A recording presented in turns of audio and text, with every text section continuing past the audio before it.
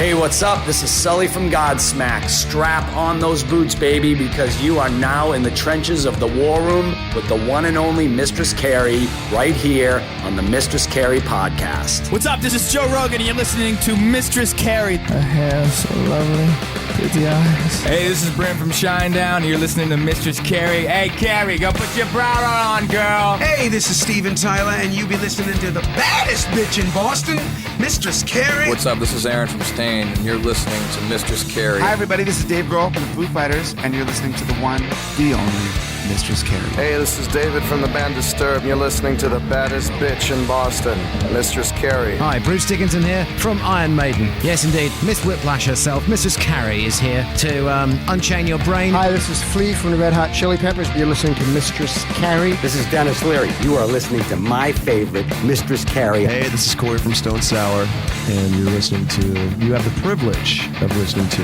Mistress Carrie. Oh, God. Oh, yeah. Hey, it's Mistress Carrie, reporting for duty from MCHQ for episode 228 of the Mistress Carrie podcast. And before we get to this week's guest, Cory Marks, I want to let you know about the Mistress Carrie Grunge Brunch that's happening at City Winery Boston on Saturday, November 16th. The perfect reason to get some of your friends together before the holidays for some day drinking, some charcuterie, and unplugged music from Rotten Apple, the premier Alice in Chains tribute band. They'll be performing the Alice in Chains Unplugged album, and tickets are on sale now. That's the Mistress Carrie Grunge Brunch featuring Rotten Apple at City Winery Boston on November 16th. Check the concert calendar at mistresscarrie.com to get your tickets. Cory Marks is getting ready to release his sophomore album, Sorry for Nothing, coming up on November 1st. His new song, Make My Country Rock, features Sully Erna from Godsmack, Travis Tritt, and Mick Mars from Motley Crue. He's also getting ready to head out on a solo acoustic tour, opening up for Theory of a Deadman on their Unplugged tour with Saint Asonia. They'll be at the House of Blues in Boston on November 12th and at the Hampton Beach Casino Ballroom in New Hampshire on November 15th. Cory and I sat down to talk about the new music, touring with Theory of a Deadman, his country roots in Canada, his love of Halloween, hockey, and so much more. So allow me to introduce you to Cory Marks. Mr. Cory Marks, it's nice to meet you. It's nice to meet you too. Thanks for having me. Thanks for doing the show. I always ask the artists that come on the first thing, where are you, and do you even know where you are? I know where I am very well. I'm currently at home. Oh, nice. But I am packing to fly up to Umatilla, Oregon, where I'm playing with Hailstorm at the Rock the Locks Festival Friday. So just packing up to hit the road again, and spending time with my she was just right beside me, but my little friend there, that's Tesla, my little pooch. I am so glad that you've got the dog with you. This has become a thing on the show, and it happened totally by accident. I talked to Geezer Butler from Black Sabbath a while ago, and he let it slip that he's got 13 cats and 5 dogs. And then, wow. I know. And then he names them all after gangster rappers. And then he just proceeded to list every rapper that his pets are named after. And after I picked myself up off the floor laughing, we have deemed it the geezer question now. And more often than not, I just talked to Chris Daughtry recently. He's got the dog on the road with him. The dogs are always in the room, and mine is back there too. I love it. That's where I hope to be sooner than later, is to be able to bring this girl on the road with me wherever I go, because she knows when I'm packing up and leaving, she usually pouts a little bit, and she's having a lazy day. But I'd love to take her on the road with me. What's her name? Her name is Teslin, which is a town in the Yukon, Upper Canada, Teslin, Yukon.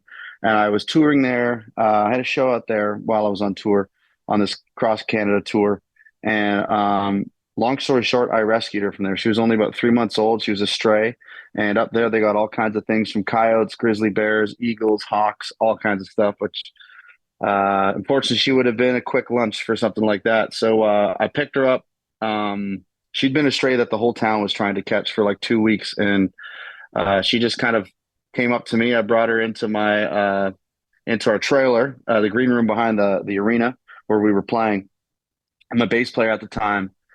He's like, "You want to take this dog home?" I said, "Yeah, well, kind of. Yeah, I do." And he said, there's only one way we can guarantee it." And our rider, there's very minimal dog food on the rider, except for some Tostito chips. So I gave her, crumpled up some Tostito chips. I gave her some of those, and she ate it right away. So she was obviously hungry. And my bass player, we got a big 40 of Jack Daniels on the rider as well. And he says, "If she takes a shot of this Jack Daniels, it's your dog. You got to take her home." I was like, "Dude, it's a puppy. There's no way she's taking a shot of Jack Daniels."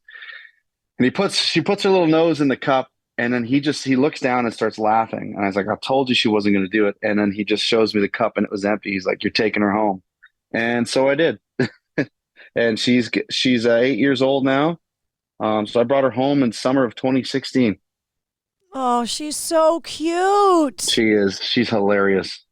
She's a funny dog. My black pug Wednesday is back I there love pugs. on the purple couch in MCHQ right now. And sometimes, because pugs snore really loud, sometimes of course, yeah. you can hear it bleeding through the microphone in my studio. So yeah. But she's more of a heavy breather from time to time, but not much of a snorer. Yeah, pugs snore even when they're not sleeping. They just snore all the time. They're cute dogs. They're great dogs. Love pugs. I was surprised because I didn't really know very much about you until I heard this song with longtime friend of the show, Sully Erna from Godsmack, obviously. I didn't know you were a Canadian guy. It's so funny. I hear that so much, and man, I don't even know if Canadians know I'm Canadian, but yeah, I am. I'm from about 3 hours north of Toronto. And actually, funny, Sully and I were texting all morning today just about the possibility of maybe another music video for our single "Make My Country Rock" with, of course, Travis, Tritt, and Mick Mars. But he's got some pretty cool ideas. He's going to send them me in a couple days, and hopefully meet up in Boston while I'm on tour with Theory of a Deadman. I think that's November 12th. I'm going to be at that show too. Are you going to be there? Hell yeah. Hell yeah. Well, then I look forward to meeting you in person. I knew I was going to be talking to you today, so I texted Sully too. I was like, "Hey, I'm going to talk to Cory Marks today. Give me the gossip." Well, I'm a pretty open book, so I think I kind of shoot you straight, and I think Sully's a bit of the same way. Yeah, almost to a fault sometimes. I've known him since before Godsmack got their record deal. No one's ever accused Sully of beating around the bush. Well, sometimes it's just better that way, If you had told me back when I met him that he would be on a song with you, Travis Tritt, and Mick Mars, I would have thought he was drinking shots of Jack Daniels, not the dog. Well, as we were talking this morning, I figured out that he's more of a tequila guy. Yes. And I've been getting on the tequila train this year too. It's tequila sunrise margaritas all summer long. And we even have, on top of Jack Daniels, vodka, and Jameson, we now have a tequila bottle on a rider too. So it's a lot of fun. I just talked to Mark LaBelle from Dirty Honey recently, and we were discussing the different effects of different liquors on people. Is tequila the thing that makes you mischievous like it makes me? Because it brings out a whole other side of me. It's funny. I thought of that as we were chatting this morning, and I think for me it all really just depends what mood I'm in. I think there's a certain brightness and like happiness that it brings to most, which I think and hope it does. But I think I've probably definitely gotten a lot more trouble with Jack Daniels over the years. Jack's a good guy. Jack has been the accomplice on many a crime, I believe. I believe so. And, I found that out the hard way a few times, but it's just another story, and it's been a lot of fun. I want to talk about the early stages of your musical career, leading up, obviously, to this collaboration with Sully that everybody in the audience knows so well. Are you the first musician in your family, or is this a thing? Is this passed down? I'd say it's passed down. I think the first, professional musician or artist in the family, in my own family, but my dad was a drummer. growing up into his, late teens and his early 20s. He actually toured with my Uncle Wolf, who still plays shows today, Wolf Milestone. And That's the greatest name ever. he actually just came. I played a homecoming show 2 weeks ago at our big theater here, and it was a sold out show, but I had a bunch of family here too, and he was one of them. My Uncle Wolf, he was just so proud. I used to wear his cowboy boots when I was a little kid and walk around. They're way too big for me. They're up to my waist, but now now he's coming to my shows, but he still performs. He's a country western guy. He gets some airplay all over the world, and I think my mom played a little guitar and sang too. My dad taught me drums, I guess the basic rudiments, and that's obviously the first instrument I started playing and fell in love with. But overall, especially on my mom's side, it was a very musical family. And my birthday's coming up, October 11th, which was the same day as my papa's, my mom's dad. I'm the last. So my mom's the baby of 8, and I'm the last cousin out of that whole litter that was born October 11th, the same day as our grandpa. So they called us the evil twins. So growing up, as you know, in Canada, that's the Canadian Thanksgiving that weekend. We'd celebrate our birthday / Thanksgiving together. And next thing you know, like, especially, in the early to mid 90s, it's a kitchen full of guitars and fiddles, but also a lot of beer and cigarette smoke too. So those are some pretty good times. And I think that's kind of where where really music started for me at a very, very young age. Was being surrounded by that until I got into the dark side of stuff with my dad. Growing up, being from Toronto, I started listening to a lot of Rush, Deep Purple, Grand Funk Railroad, Black Sabbath, then got into, of course, Pantera, Metallica, then Dream Theater, Lamb of God. And so that's kind of where I built my sound. It started all, Waylon, Merle, George, Willie, and then later getting closer to 10 into my teens and started getting into the rock stuff, progressive, and then ultimately heavy metal. Well, congratulations on having a birthday in the best month of the year, October, because of Halloween. Mine was yesterday. Oh, happy belated birthday. Happy birthday to you as well. So not only are we both born in October, we got a 1 in our date as well. Yeah. I just happen to have 2 of them. October is the best month of the year. It starts with my birthday on the 1st and ends with Halloween every day in between. It's perfect. So obviously you're a big Halloween fan too. It's weird. I can't watch scary movies. Can't do it. I think it's because my grandma scared the shit out of me at a very young age. When my parents would go to weddings and we'd have to stay with grandma in Toronto and our other cousins on my dad's side of the family. And my mom, I remember this one time they're going to this wedding or anniversary. And she says, "Listen, Maisie, no scary movies." No, there won't be any scary movies. The moment she closed the door and they walked away, my grandma went to the next room with her hands behind her back, comes out to me, my brother, my cousin. She goes, "Okay, boys, what would you like to watch? Halloween or Chucky?" Those are our options. And they picked Halloween. So I've been terrified and scared of the dark since I was like 7 years old because of it. I'm a jumpy person anyway. And watching movies like The Exorcist and Jaws as a kid. Yeah, Jaws was cool though. No, it was cool, but growing up, swimming in the ocean where they filmed it. Yeah. Kids where I live didn't want to go in a swimming pool. Never mind. Well, you know what? Even me, being in Northern Canada during the summers, it's there's nothing like that in our waters, but it still crosses your mind of the what if, Yeah. It's amazing how those childhood experiences can scar you for life. Absolutely. Yeah. Even going back on that whole thing, like about 3 years ago, my fiance and I, we watched Halloween and I kind of was like, you know what, I could do this. It was the newer one. I think it was that 2.0 or whatever it was. I'm like, how was I scared of this stuff? It's so predictable, but they don't make them like they used to. Back in the day, for some reason, it was just scarier. However, I like it's crazy. I deck out my house for Halloween. Like when I get back from Umatilla this weekend, I'm going to start, we have all our stuff in a bin already. I'm going to go through it. I'm going to start buying new stuff and getting rid of some old stuff and maybe give some away.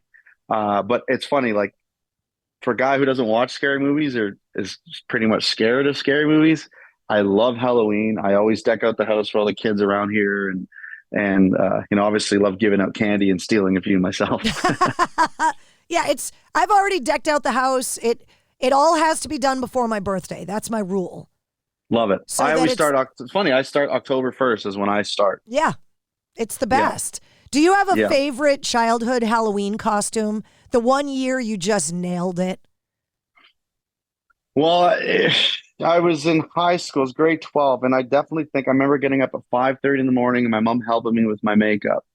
I know you don't hear too many guys say that too often, but I was Gene Simmons, and I really thought I should have won that damn contest, but I didn't. And there's a couple good pictures on Facebook from way back, so this would have been in 2007. She got the face just all right. I had this black wig. I had this.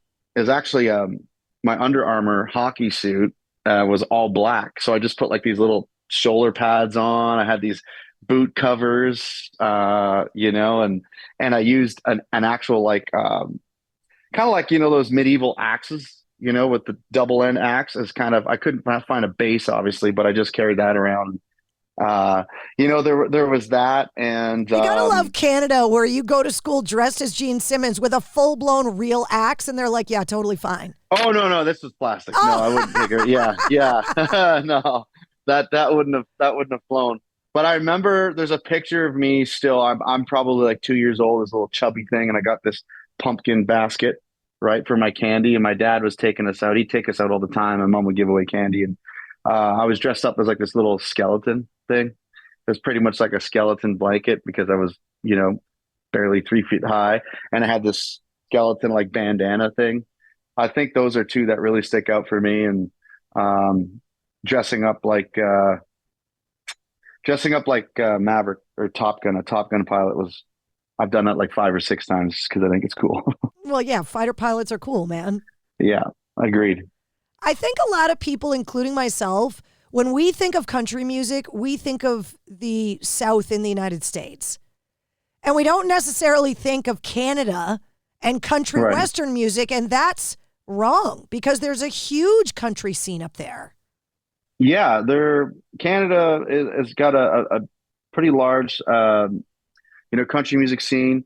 It, a lot of great festivals that I've had the opportunity to play, a lot of them, and some more than once. And it's there's a big country music scene. However, it's more that's where I kind of, as Sully would say, stand alone. It's more of the the poppier inside the box kind of stuff. And that's one thing I've always just tried to kind of steer away from and kind of just do my own thing and try to, be different or outside the box, but just a little to give it a little more variety. And I think that's definitely made my road a little tougher in the country music world. But, I certainly believe there's room for it. Full disclosure, it comes up a lot on the show. My husband, who is a active duty Marine, is a diehard awesome. country music fan.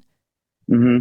And it is something that I never, growing up outside of Boston, country music just wasn't that big of a thing here. And I Right. grew up a rock fan, right? And so he and I fight over the radio all the time when we're driving together because he wants to listen to the country stations. I want to listen to the rock stations. So when I got this song with you and Sully, I sent it to him. And I was like, is this a song we can listen to together? Because more often than not now, Yeah. there have been these artists that we share. Tim Montana, Jelly Roll, Hardy. It seems to be that the membrane between rock and country is getting more and more loose all the time. Yeah. And I think, a few years ago, pairing up with my producer, Kevin Churko, who, produced Ozzy Osbourne and Five Finger Death Punch, but also worked with Shania Twain, who's just 4 hours up the street from me in Timmins, Ontario. And when we began this project, him and I both had this love for country music, like Waylon and Travis Tritt and Merle, but also loved, the stomp of rock. And obviously Ozzy being one of those headers for us, but, he's great experience and work with Five Finger. That's what we were aiming for. We started writing this record in 2015. I signed with Better Noise, I think, in 2018, and then Outlaws and Outsiders came out, which also featured Mick Mars, Travis Tritt, and Ivan Moody of Five Finger Death Punch. and we were absolutely shocked about the radio was getting both on the rock and country side of things, the playlisting it was getting at DSPs, and just that connection between country rock, southern rock, and even the metal fans. And then ultimately COVID happened, which kind of put things to a halt. But the next thing you know, when things start clearing up, you have Hardy coming to rock radio, you got Jelly Roll coming to rock radio, and I'm coming back. And it's pretty cool to see some of these artists hopping over to the rock side out of the country world. And I know Jelly did a lot of rap stuff too. But I think it's just a whole collage of great artists and good music, and getting lucky to get that radio play and track listing, at DSPs where, fans are able to access the music and make up their own minds and their own decisions, whether or not, hey, you like it or not, whether it's country or rock or a bit of both. As a rock fan and a country fan, both, making a call to Mick Mars and Travis Tritt, these are not small asks. These are legendary names in their genres of music. Like, this is not just a little, hey, are you doing anything? Like, these guys are icons. It's extremely surreal, and I'm really thankful. And honestly, over the years, I get a Christmas card from the Tritt family every year. I'm thankful that I've played a few shows since COVID with Travis and got to hang with his family. And when we recorded Make My Country Rock, got to spend some good time in the studio. Then the next day, him and I polished a bottle of Grey Goose on his bus with his wife Kiki, and the kids came in to say hi, and Tristan Terrian and Tyler Reese. And it was cool just to spend hours talking, hearing his story, and how, in a sense, how similar our stories are, but in different times. And like getting random texts from Mick, and, having conversations with him and sharing music and getting their opinions on it, or just out of the blue, hey, how you doing? Checking up on you. It's really they've really been great. Not only just great people, but great friends to me since Outlaws and Outsiders. And, I'll get a random video from Ivan Moody too. Just he's incredibly busy, right? But he'll take the time just to have, send a 25, 30-second video like, hey, man. He'll be like someplace and be like, yo, listen what's on the radio. Outlaws and Outsiders. Be like, hope you're well, bro. Love you. And keep in touch. Call me back, whatever, And just sometimes there's those moments where, as you know, the music industry is not an easy one, especially to, people see your videos and songs and think, man, he's a rock star now. He's making that rock star money. But the reality is a little harsher than that, where, it takes a lot of time to get to a certain level.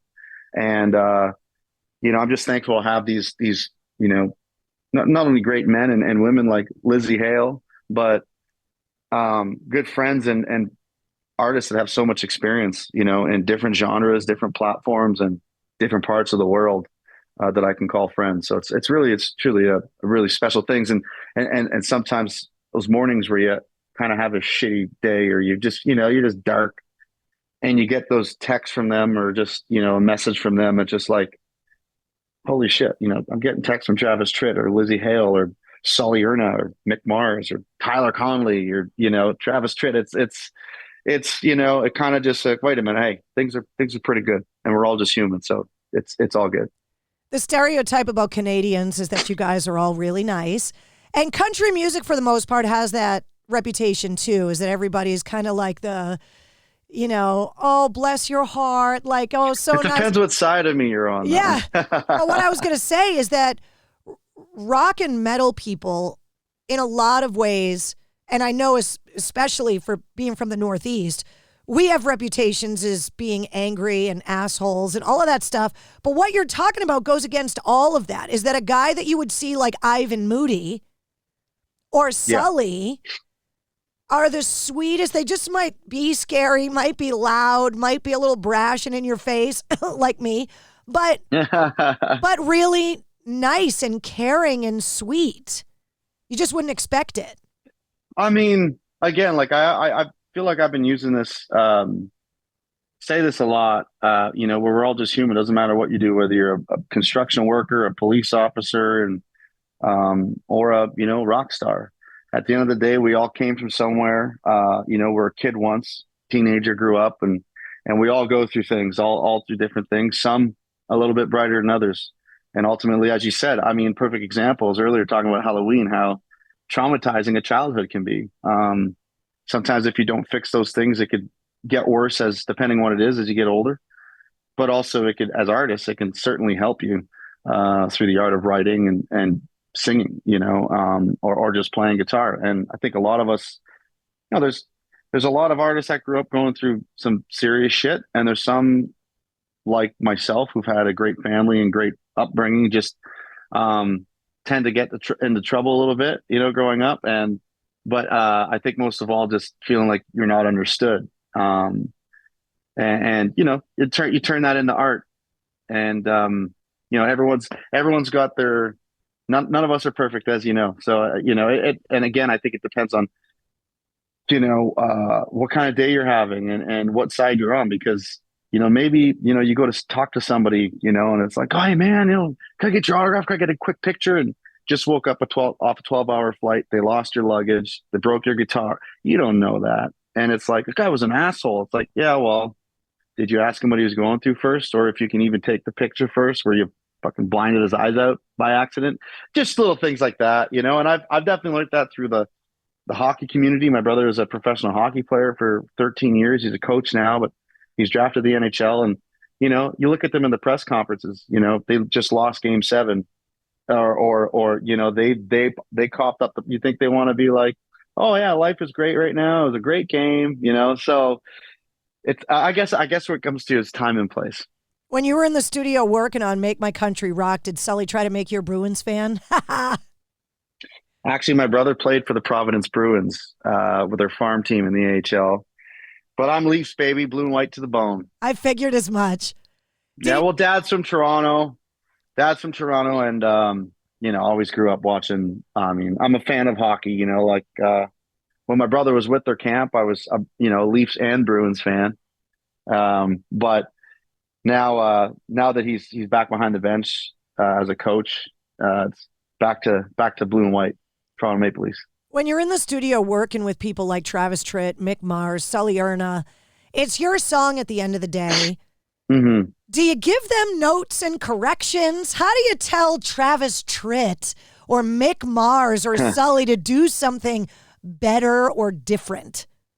Well, you get legends like that on a song, knowing what they do, knowing how they do it, and knowing what they've done, and you just let them rip. And I might be like, hey, can you do that thing that you did in like this song, like kind of like that? But other than that, I'm kind of like that with my band too. I think we all have our gifts and our talents at doing certain stuff, and obviously they do very well. So I just kind of, if you want it to be authentically them on the track, I want them to feel what they feel, and let the producer deal with the rest, basically. You're going out on this acoustic unplugged tour with Theory of a Deadman. I've known those guys forever. Speaking of nice Canadians with bad taste in hockey teams. And I agree. And in my opinion, Theory of a Deadman is one of the best bands acoustic. I argue they're almost better acoustic than they are plugged in. And they're fantastic live, but there's just something about that band when you strip them down to their essence. They played in my studio so many times unplugged, and I just kind of sit there in awe of how good Tyler's voice is, just how good they sound. Do you start all of your songs stripped down that way? And are you playing all your stuff unplugged on this tour? Yeah, I'm actually I'm a huge Bryan Adams fan as well. And so I've been to 3 of his shows now, I think in the last 18 months. The last show was in Pittsburgh, Pennsylvania, where I actually proposed to my girlfriend, now fiance. Congratulations. Thank you. It was a pretty sweet moment. The concert was awesome, but I'm really heavily influenced by him, his ability to, whether he's full band or acoustic, just not only sound, but feel so great, I'm really inspired by him because I admire the fact that he can either get you clapping and singing along, he can make you want to party, or he can make you want to fall in love or cry your eyes out, right? So I think that's a very unique and strong ability to have as an artist, and which that's what I'm hoping to do. I got songs like Outlaws and Country Rock, and Blame It on the Double, of course, but a little variety in there. I like to take my audience for a roller coaster ride and hit all the feels. So this tour, the Unplugged tour, I'm actually going out solo acoustic. It's just going to be me. And so it's going to be stripped down, bare bones. You're going to hear Outlaws. You're going to hear Blame It on the Double. You're going to hear the new one, Make My Country Rock. And you're going to hear 2 new songs I have coming out this Friday called Whiskey for Sale and Fast as I Can. And a little bit of everything. There might even be some Bryan Adams covers in there as well. So it's gonna be a lot of fun. I'm looking forward to it. Talking about a guy that knows how to write a song, Bryan Adams. Damn. I mean, come on. Yeah, he's just genius, man. It's the crazy thing is so I'm from North Bay, Ontario. We currently live in Sturgeon Falls. It's 20 miles west of North Bay. And about 2 years ago, I heard the name tons of times, but there was no reference there. I didn't put 2 and 2 together. And just literally probably about 3 miles to south of my place, down the street from Emily's parents' place, my fiance's parents' place, there's this castle-like home right on the water on Lake Nipissing. And again, I heard the name and many times growing up, but just never really got to me. But turns out it was Jimmy Valance. It was his house who produced, Heaven, Summer '69, and wrote those songs with, Jimmy quit, Jody got married. I mean, I often go like, was that about Jimmy quitting a band? And the fact that it's just such a small world in the sense of, I can't help but be inspired and hope it's not too cliche or too crazy, but I'm thinking, well, you got Bieber and Mendez and all those guys are from Toronto, which is 3 hours south of here, right? Shania Twain was 4 hours north of here. Bryan Adams is actually from Kingston, where my career started. I was at the Royal Military College of Canada, and I wanted to be a fighter pilot. That's what I want to do. And I picked up a guitar, and long story short, it didn't work out there. But finding out that he's from Kingston, but now I moved 20 miles west of where I'm from in North Bay and find out that Bryan Adams and Jimmy Valance wrote songs there. So at one point, Bryan Adams drove down that street to go to Jimmy's house, and write and record. And I'm thinking, well, as Bryan Adams would say, here I am. But I'm thinking, that maybe there's, and everyone's always referenced that, like the Northern Boy, like they'll say Shania, or like there's a lot of Canadian acts like Rush, where my dad's from Toronto and Bryan Adams from Kingston.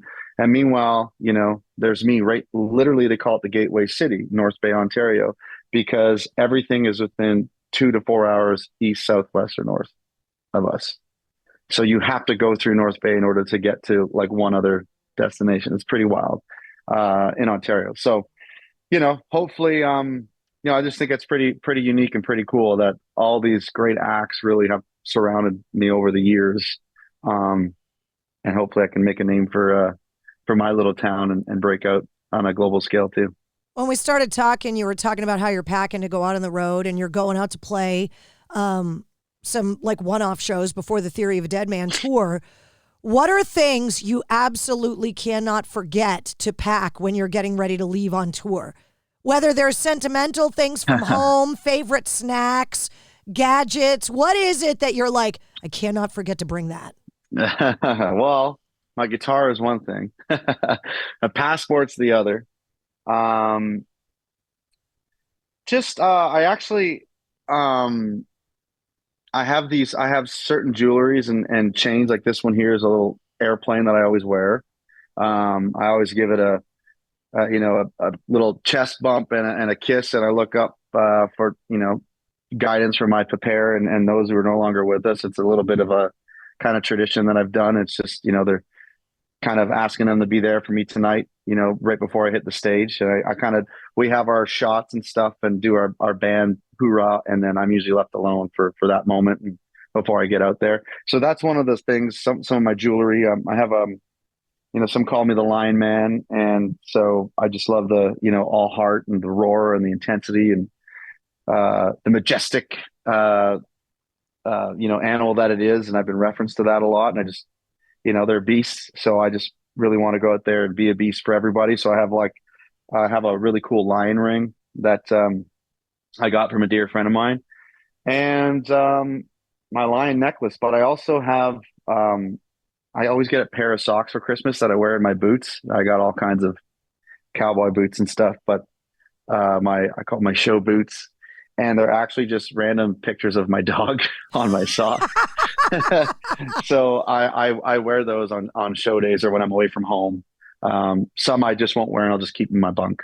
Little things like that. Musicians are the most well-traveled people on the planet. What can you not get when you're on the road that you look forward to getting when you're home? Is there like some kind of hometown food that you're like, I cannot wait to get home to have that? I was going to say that now that I'm engaged and all, some sweet loving, but she can get on a plane. You can bring her to you. And she has. I think, honestly, every time I come home from like a tour that's really longer than 3 or 4 weeks, I always kind of plan just a gathering with my friends and family to do like a dinner party kind of thing. And, whatever happens after that, if mom and dad go to bed or want to go home by 8 and we stay out till 3 or 4 in the morning, that's what we do. And it's, I think just remembering, just kind of like a humbling feeling, being around the people you love and have been there since the start for the most part and continue to be. And, kind of brings you back down to earth and what you've been missing for the last 3 to 6 weeks on the road. Especially if it's covered in gravy and cheese curds too. Oh, poutine. We have poutine, the best poutines in Canada, right down the street from us. There's 4 shops. Our little town is about 15,000 people, and during the summer there's 4. I believe there's 4 poutine shops. That poutine and pogo, which is corn dogs in the States, of course. Delicious. But it's fantastic. Yeah. But I've only been there twice this summer. I got some tours, so I can't have too much of that stuff. Well, if Sully doesn't take you out for good Boston food when you're here with Theory of a Deadman, I will. Okay, deal. I would love to. I went to I think I've only rolled through Boston once, and it was quick. And I've been to Providence. How far is Providence? A little over an hour. It's not far. So New England is really small, so what you're going to be in New England, you're going to be in Boston at the House of Blues on November 12th, in New Haven, Connecticut on the 13th, and then at Hampton Beach on November 15th. So you're going to spend some time in New England, and you're going to have a day off. Yeah. Well, that's one thing on this tour. My sets, I think it's 30 or 40 minutes. So I just want to sing my heart out every night. Just me, my guitar, and my story in a song, and then get to be able to see a little more of these beautiful cities that we're going to be, performing at. So I'm looking forward to that. I'll take you on the Mistress Carrie tour of Boston, but I'll let Sully pay for dinner. Deal. I hope Sully hears this. Oh, he will. Yeah. It was so nice to meet you. Thank you so much. Thank you, Carrie. I appreciate it. And great chatting with you. I love the questions, and the energy is great. And we're October buddies and Halloween fans. I love it. Happy birthday, and we'll see you in November at the House of Blues. Thank you. You too. And I look forward to seeing you. All right. We'll see you later. See ya. Bye. There he is, Cory Marks. His sophomore album, Sorry for Nothing, comes out November 1st. And the new song, Make My Country Rock, is available everywhere. If you check the links in the show notes of this episode, you'll find the official music video that features Sully Erna from Godsmack, Travis Tritt, and Mick Mars from Motley Crue. You'll also find the links to get tickets to see Cory Marks open up for Theory of a Deadman's Unplugged Tour on November 12th at the House of Blues in Boston and November 15th at the Hampton Beach Casino Ballroom. You'll also find all of Cory Marks' links and all the Mistress Carrie links and the link to this episode's corresponding playlist. I make a playlist for every full-length episode of the Mistress Carrie podcast that features all of my guest music and all the songs and artists that we referenced in the interview. If you liked what you heard, don't forget to like, follow, and subscribe to the Mistress Carrie podcast. New full-length episodes come out every Wednesday. Plus, every weekday, you get the Sit Rep. The Situation Report gives you all of your rock news, music headlines, and entertainment updates in about 5 minutes. And you never know when we're going to release a bonus episode. Join me live every Tuesday night at 8:30 Eastern for my weekly streaming video show, Cocktails in the War Room. And you can always find me on the radio. Get the details on all of that and more at mistresscarrie.com. The Mistress Carrie podcast, a proud member of the Pantheon Podcast Network.